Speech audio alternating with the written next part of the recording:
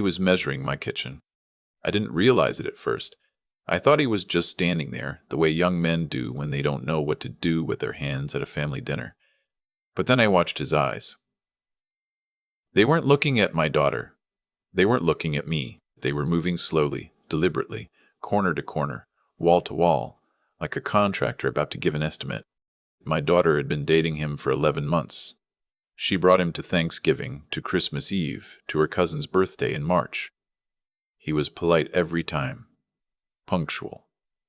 He remembered how I took my coffee. He asked about my knee surgery and followed up 3 weeks later, which I thought was considerate. My daughter seemed lighter around him than she'd been in years. And after everything she'd been through, the divorce, the move back to Portland, the 2 years she spent putting herself back together, I wanted that for her. I wanted her to have someone steady. His name was Callum. 34 years old. He'd grown up in Spokane, studied finance, worked for a private equity firm downtown. Sharp dresser. Firm handshake. The kind of man who uses words like trajectory and leverage in casual conversation and somehow makes it sound natural. My daughter's name is Rosanna. She's 31. She has her mother's eyes and my stubbornness, which has been both her gift and her burden her whole life. She teaches elementary school. 3rd grade. She keeps a mason jar of polished stones on her desk because she read somewhere that kids focus better when they have something tactile to hold. That's the kind of person she is. I retired 3 years ago after 38 years in civil engineering. I wasn't a flashy man. I drove a used truck. I kept my savings quiet and my life simple, but I'd done well enough, and I owned the house outright. And I had accounts that I never talked about at dinner tables because I was raised to believe that mentioning money was the same as bragging, and bragging was the same as asking for trouble. My late wife, Doris, used to say I was too private for my own good. She was probably right. She usually was. That evening in my kitchen, I watched Callum's eyes finish their sweep of the room. Then he smiled at me, a warm, easy smile, and asked if I'd ever thought about downsizing. "You're in a big house for one person," he said. Not unkindly, just matter of fact. "I like the space," I said. He nodded like I'd said something he needed to file away. I told myself I was being paranoid. He was just making conversation. He was a finance guy. They think about real estate the way other people think about weather. But that night, after he and Rosanna left, I stood in my kitchen and couldn't shake the feeling that I'd just been appraised.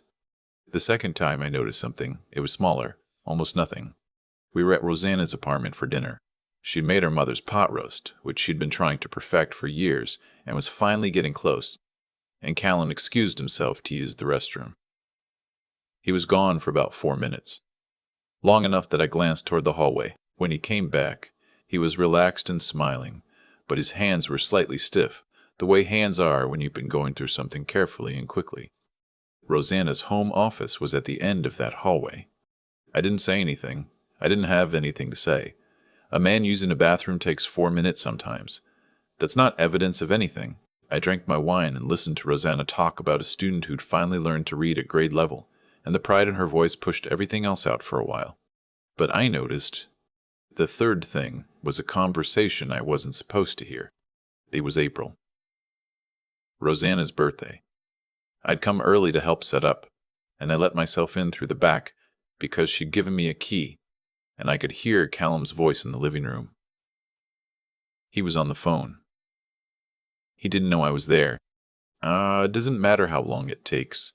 The point is getting positioned before anything formal happens. Trusts can be restructured. That's what estate attorneys are for. A pause. She won't be a problem. She's exactly where I need her to be. Another pause. The old man is the variable, but he's 63. Health stuff catches up. We have time. I stood in the kitchen for a long moment, holding a bag of groceries, listening to the refrigerator hum. Then I heard him laugh at something the other person said. Easy and comfortable, the way you laugh when you're talking to someone you trust. I walked back out the door I'd come in. I sat in my truck for 10 minutes. Then I went around to the front and rang the bell. When he answered, he was warm and welcoming and completely himself. No flicker of anything, just Hey, great timing, Rosanna's still getting ready. I smiled and handed him the groceries and thought, I need to understand what I'm dealing with. I have a friend named Thaddeus. We've known each other since 1989. He spent 20 years as a fraud investigator for an insurance company, and when he retired, he picked up private work, mostly for families who thought something wasn't right. He's not cheap, and he doesn't advertise, and the only reason most people know he exists is because someone they trusted told them. I called him the Monday after Rosanna's birthday. I felt like a fool doing it. I felt like a suspicious old man who was ruining something good because he couldn't stand to let his daughter be happy. I told Thaddeus that when I called him. I said, I might be losing my mind. I might be making this up. He said, tell me what you heard. So I told him the exact words, the pauses, the tone, the laugh at the end. Thaddeus was quiet for a moment. Then he said, that's not nothing. He came back to me in 18 days. What he found wasn't criminal, exactly, but it was a pattern. Callum had been in 2 previous serious relationships, one in his late 20s, one at 31. Both women had come from families with significant assets. Both relationships had ended strangely, with legal entanglements around shared property that had been established quickly and quietly. One woman had married him, briefly, 14 months, and the settlement had taken 2 years and cost her family considerably. Her name, Thaddeus told me, was not something I'd ever heard. The firm Callum worked for was legitimate. His credentials were Rio, but there were connections. An attorney he used repeatedly, a financial advisor who appeared in documents from all 3 situations, a shell entity in Delaware that had been opened and dissolved twice, the architecture of someone who knew how to move quietly. He's patient, Thaddeus said. He takes his time. He doesn't make a move until he's certain. Certain of what? That the exit is going to be expensive enough to be worth it. I sat with that for a long time. Then I asked the question I'd been avoiding. Does my daughter know? Thaddeus paused. I don't think so, but I can't tell you for certain. I thanked him. I paid him. I sat in my study with the door closed and looked at the wall for a while. I've made hard decisions in my life. I've delivered news that broke people's hearts. I've had conversations that I didn't know how to start. But I have never in my life dreaded anything the way I dreaded telling my daughter that the man she loved might be using her to get to me. I tried once. A Sunday afternoon in May, 3 weeks before the engagement party. I took Rosanna to lunch at the place near the waterfront, where she used to want to go after school plays when she was in middle school. We ordered the same things we always ordered. I was working up to it, but she got there first. You don't like him, she said, not accusing, just stating it. I didn't say that. You don't have to say things, Dad. You never have. She smiled a little. You've been quiet every time he's around. You watch him. I watch everyone. You watch him differently. She folded her napkin. I know he's younger. I know it's fast. But he makes me feel like myself again. Do you understand what I mean? After everything, he makes me feel like I didn't make a wrong turn somewhere. I looked at my daughter and I saw how much she needed this to be true. Not just the relationship, the proof that her life was going in a direction that made sense. That the years she'd spent rebuilding weren't leading nowhere. And I couldn't do it. I couldn't say the words. Not yet. Not without being sure that the way I said them wouldn't push her toward him instead of away. I'm glad you're happy, I said. And I meant it. I just wasn't sure what she was happy about yet. The engagement party was at a venue downtown. Callum had organized most of it. Nice place. 80 people. Open bar. Past appetizers, a slideshow of photographs I'd never seen. There was one photo of Rosanna and me from when she was maybe 6, standing in front of a sandcastle we'd built at Cannon Beach. I don't know where he got it. I never asked. At one point during the evening, he found me near the bar and stood beside me the way men do when they want to seem casual about something deliberate. I've been meaning to talk to you, he said, man to man. I turned to look at him.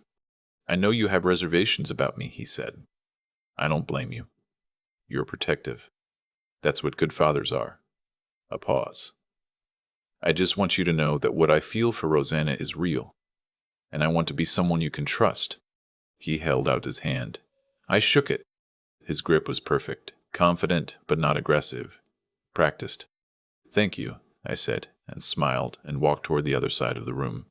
I texted Thaddeus that night. I need more. He got it to me in 2 weeks. The Delaware entity had moved money twice in the past 8 months. Small amounts, the kind that don't trigger automatic scrutiny. The attorney who'd handled Callum's previous divorce had been retained again. Quietly, the previous December. December was 2 months after Callum and Rosanna started dating. The timeline was cleaned, deliberate, the kind of planning that doesn't happen on instinct. I called a lawyer of my own, a woman I'd worked with years ago on an estate matter, sharp, practical, no sentimentality about anything. I told her what I was looking at. She listened without interrupting. When I was done, she said, "How long until the wedding?" 6 weeks, I said. "You have time," she said, "but not a lot of it. And you need to be careful about how you approach your daughter. If she's not part of this, and I'd lean toward she's not, you need her to believe you before she shuts you out. And if she shuts me out?" She was quiet for a moment. "Then you do what you can, and you wait." I didn't sleep much that week. I made a decision that I'm still not fully at peace with. I decided not to tell Rosanna directly. Not yet. I needed her to see it rather than hear it. Because I knew my daughter, she would resist being told. She always had. It was the same quality that made her good at her job. The same quality that had helped her survive a marriage that should have broken her. But it also meant that if she felt like she was being managed, she would manage right back. So I did something else instead. I invited Callum to lunch. Just the two of us. Somewhere quiet. Not particularly nice. I told him I wanted to know him better. I wanted us to have a real conversation. Man to man, the way he'd said. He agreed immediately. Cheerfully, he chose the restaurant. I sat across from him for 2 hours. I let him talk. I asked about his family, his work, his plans. I was warm and a little bumbling, the way men my age are supposed to be when they're intimidated by someone younger. I asked him twice how an investment trust worked because, I said, I'd been thinking about my estate planning and I wasn't sure I had things set up correctly. His eyes changed. Not dramatically. Just a slight sharpening, the way a camera lens adjusts when something it's been searching for comes into focus. "You should really talk to a professional," he said, "though I know a few people who specialize in exactly that kind of thing." "Oh, anyone you'd recommend?" He named the attorney. The same one. He didn't know I recognized the name. "Actually," I said, "my daughter mentioned that you might be the right person to help me think through some of this, family to family." He smiled. "I want to be someone you can rely on." I drove home and called Thaddeus. "Record what?" he said. Everything he just said. The name he gave me, the meeting he's setting up. "I'm not sure what you're building toward," Thaddeus said. "Neither am I said, "but I will be." The week before the wedding, Rosanna called me late on the Tuesday night. She sounded odd. Not upset exactly. More like someone trying to decide something. "Can I come over?" she asked. "Of course."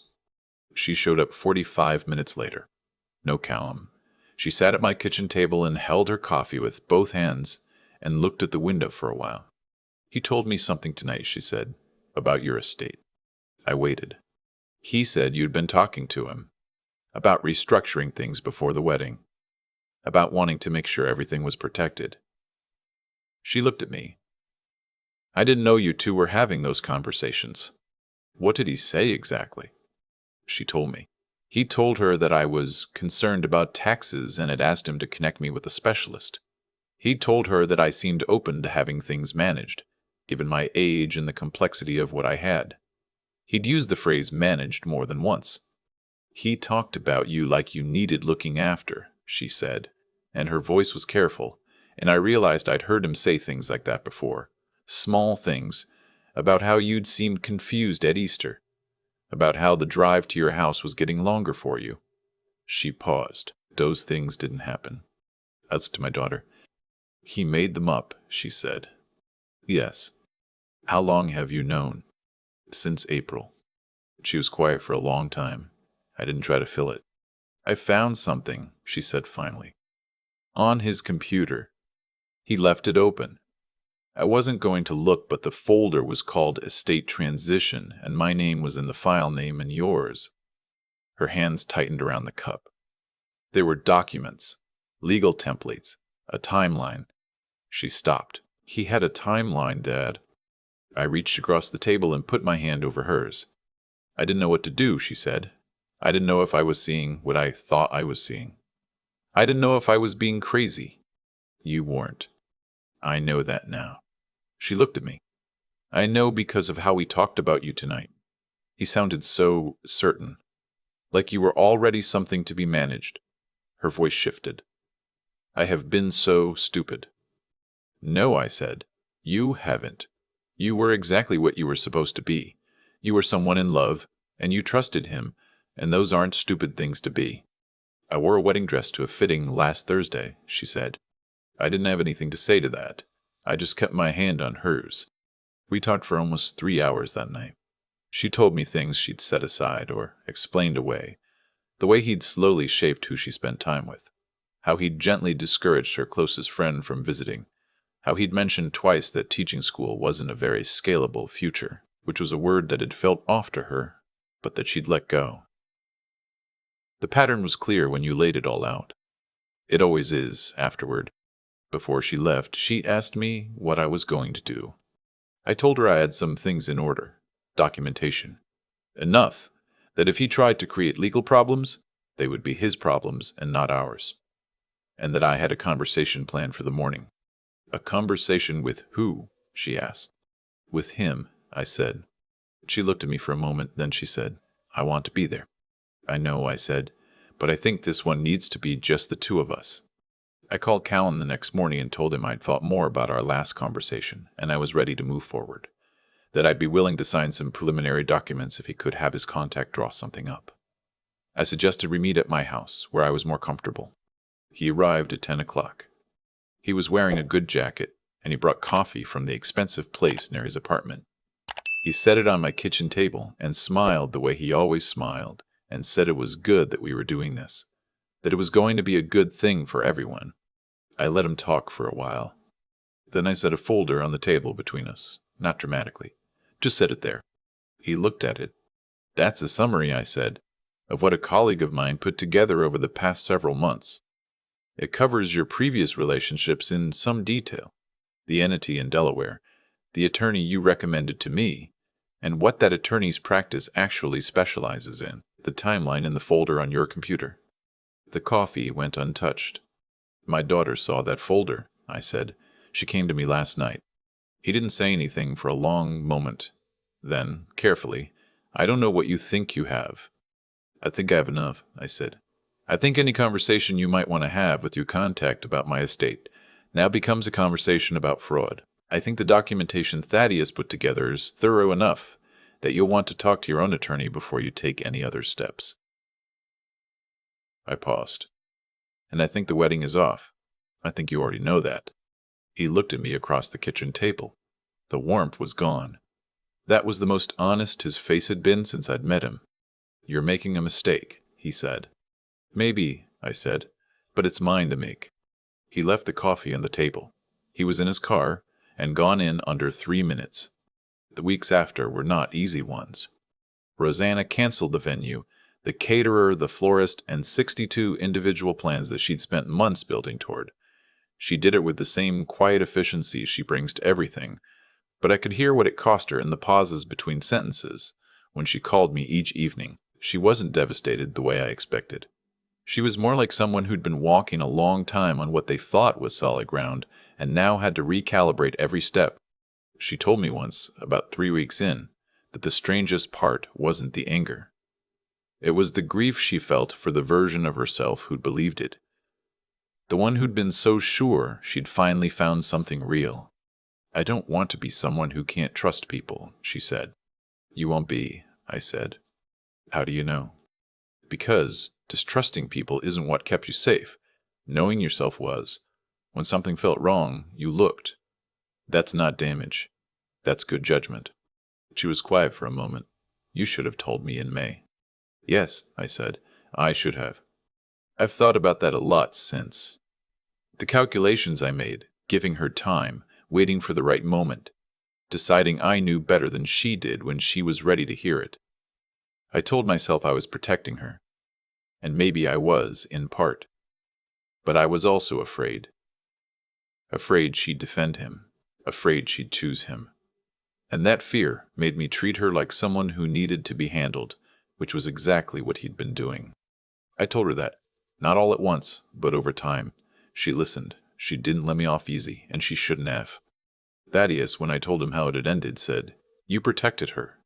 "She protected herself," I said. "She found it. She came to me." "That's what it looks like when you raise a person right," he said. I've held on to that. Not his credit. I've made plenty of mistakes with Rosanna over the years, and this past year reminded me of several of them. But as a reminder that the things you build quietly, over decades, don't disappear just because someone tries to dismantle them. Callum sent one email about 6 weeks later. Very brief. Suggested that I'd misread the situation, and that if I looked at things more carefully, I'd realize there was nothing improper about any of it. No threats. No legal language. I suspect he decided the exposure wasn't worth the effort. I sent one back. 2 sentences. I told him I wished him well, and that I hoped he'd make different choices going forward. I meant both things about as much as I meant anything. Rosanna has spent the summer teaching summer school and hiking the coast trail in segments, which she'd been wanting to do for years, but kept putting off. She called me from a ridge north of Manzanita one evening and told me she could see the whole ocean, and that she'd forgotten how much she liked being outside. "You sound like yourself," I said. "I feel like it," she said. Finally. I sat on my back porch after she hung up and listened to the neighborhood settle into evening. The old maple I'd planted the year Rosanna was born had gotten big enough to throw real shade, and the light coming through it did something complicated and good. I'm 63 years old. I've learned, slowly, that the most important things don't announce themselves. They just sit in a folder on a kitchen table, or arrive in a late Tuesday night phone call, or live in the steadiness of a person who knows her own mind when it matters. I almost missed it. I almost waited too long. I'm glad I didn't.